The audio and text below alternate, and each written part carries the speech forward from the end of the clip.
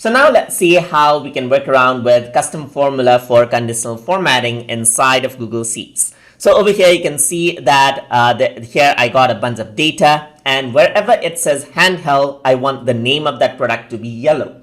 So in order to do that, first of all, I need to go around and then apply the conditional formatting and then choose custom formula. So to do that, I can select out the name right here. I can right click, and then I'm going to go to conditional formatting. And once I do that, you can see that right now it's a format if cell is not empty and so forth. So what I want is I want a custom formula. So I'm going to go around over here and then select custom formula is. And then what I want to do is I want to check the product range, and if it says handheld, then I want it to be yellow.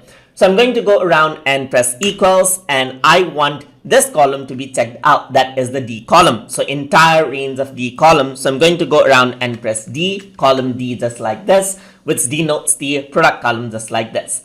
And then there's the D column right here. And then what I'm going to do is I'm going to compare if D column D is equal to, so if D column D is equal to let's say this one right here. So I'm going to go around, add in 2 semicolons, and let's say it says handheld just like this.